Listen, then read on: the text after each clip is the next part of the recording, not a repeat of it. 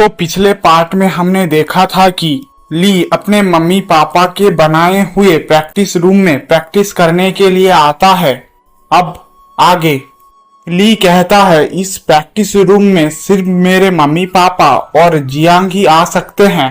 ली मन ही मन कहता है मम्मी पापा जियांग, देखना मैं आप लोगों की एक्सपेक्टेशंस में खड़ा उतरूंगा। फिर ली वहां प्रैक्टिस करने के लिए बैठ जाता है। ली मन ही मन सोचता है 6 एक्सहेलेशन 3 इनहेलेशन 9 लाइट और 4 हैवी। यही समुंदर का पानी का आवाज है। इसका नाम कैनग्लान इसलिए ही है कि ये समुंदर की लहर को भी तोड़ सकता है। मैं महसूस कर सकता हूं कि हेवन और अर्थ की एनर्जी फ्लो हो रहा है। मेरे बॉडी में स्थित छोटे छोटे छिद्र और मेरे सांस की मदद से हेवन और अर्थ की एनर्जी मेरे बॉडी के अंदर घुस रहा है।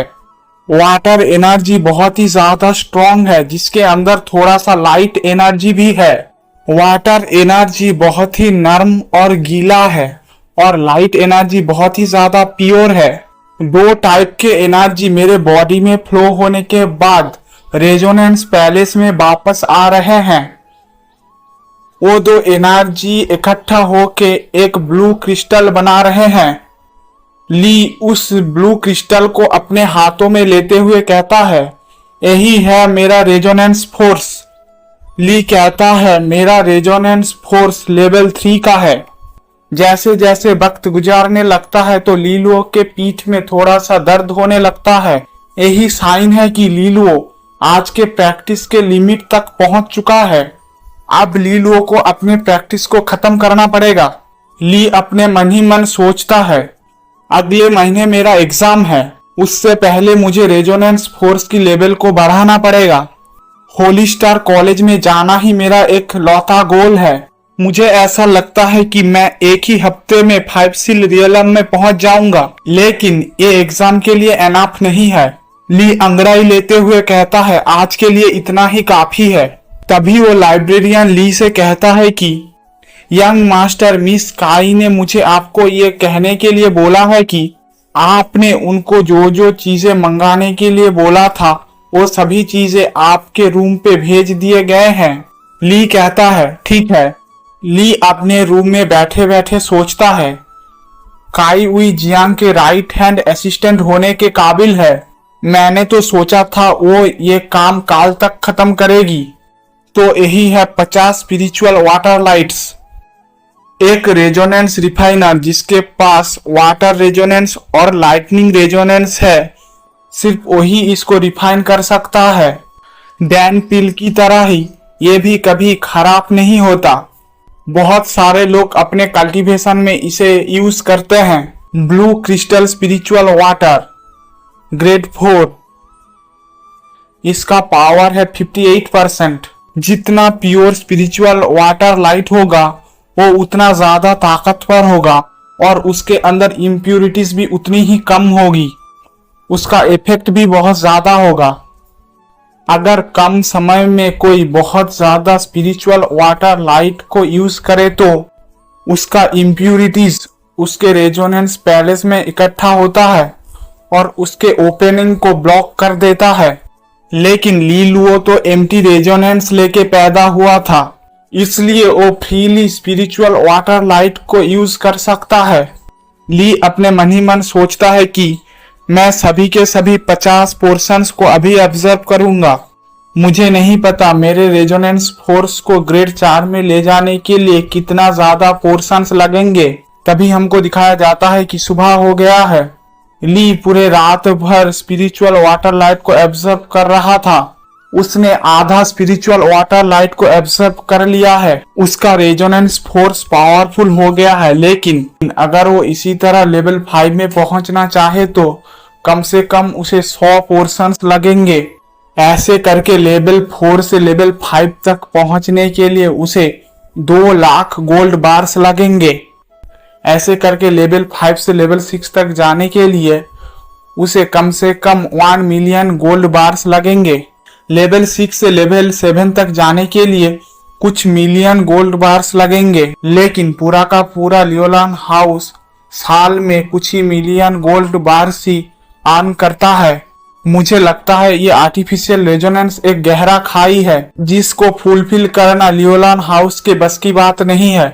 ली अगले 2 दिन कैनग्लान मेडिसिन चार्ट को प्रैक्टिस करता है और 2 घंटे के लिए रेजोनेंस फोर्स को ट्रेन करता है। लीलुओ उसके बाद स्पिरिचुअल वाटर लाइट एब्जॉर्ब करता है अपना रेजोनेंस फोर्स बढ़ाने के लिए। फाइनली उसका रेजोनेंस फोर्स लेवल 4 का हो जाता है। जब ली की वाटर लाइट रेजोनेंस ग्रेड 4 में पहुंचता है तो और भी ज्यादा शुद्ध हो जाता है, लेकिन उसके पास सबके सब स्पिरिचुअल वाटर लाइट्स खत्म हो गए हैं। फिर हमको एक हॉल का सीन दिखाया जाता है जहां काईवी कहती है मिस गू कहते हैं जी।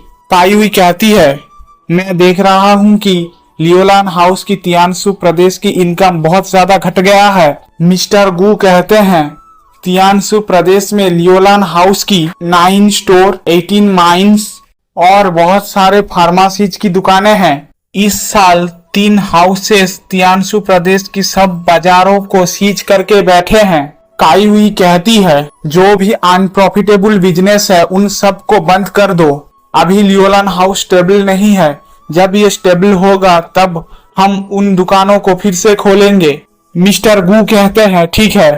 काईवी कहती है ठीक है, आप लोग अब जा सकते हैं। मिस्टर गू कहते हैं ठीक है। काईवी कहती है यंग मास्टर बताइए मैं आपके लिए क्या कर सकती हूँ। ली शर्माते हुए कहता है मुझे तुमसे एक छोटा सा फेवर चाहिए। काईवी पूछती है वो क्या है। ली कहता है मुझे और 50 स्पिरिचुअल वाटर लाइट चाहिए। ली कहता है तुमने जो 50 स्पिरिचुअल वाटर लाइट्स लाए थे वो सभी के सभी खत्म हो गए हैं, मुझे और 100 स्पिरिचुअल वाटर लाइट्स चाहिए। ये सुनते ही उन दोनों के बीच में थोड़ी देर के लिए सन्नाटा पसर जाता है। फिर काईवी गुस्से में कहती है और 100 ग्रेड 4 का स्पिरिचुअल वाटर लाइट। काईवी टेबल में जोर से हाथ मारती है और कहती है लीलुओ तुम क्या चाहते हो फैमिली का बिजनेस डूब जाए। लीलुओ घबराते हुए कहता है नहीं मैं ऐसा नहीं सोचता, आप बहुत ही ज्यादा कैपेबल हो, आप फैमिली के बिजनेस को डूबने नहीं दोगी। फिर काईवी शांत होते हुए कहती है सॉरी मैंने ओवर रिएक्ट कर दिया। ली अपने माथे से पसीना पोंछता है। काईवी कहती है लेकिन 100 स्पिरिचुअल वाटर लाइट्स के लिए बहुत सारे पैसे लगेंगे, क्या कोई जबरदस्ती तुमसे ये सब काम करा रहा है। ली कहता है नहीं मुझे ये सब अपने लिए ही चाहिए, मुझे आपको सच बता देना चाहिए। काईवी पूछता है तुम इतने सारे स्पिरिचुअल वाटर लाइट्स के करते भी क्या हो। ली कहता है मेरे पेरेंट्स मेरे लिए एक सीक्रेट रेजोनेंस आर्ट छोड़ गए हैं जिसके मदद से मैं रेजोनेंस फोर्स कल्टीवेट कर सकता हूँ, जिसके लिए स्पिरिचुअल वाटर लाइट नेसेसरी है। जियांग को ये सब पता है। काईवी कहती है एक सीक्रेट मेथड जो 2 लीडर्स आपके लिए छोड़ गए हैं, इस केस में मैं आपके लिए 100 पोर्शंस खरीद दूंगी। ली कहता है ये आपके लिए मुश्किल होगा। काईवी कहती है थोड़ा मुश्किल तो होगा लेकिन मैं उसे हैंडल कर लूंगी। अगर तुम्हारे पास रेजोनेंस है तो तुम्हारे रेजोनेंस के लिए हम तियानसु प्रदेश के सारे बिजनेस को भी छोड़ सकते हैं।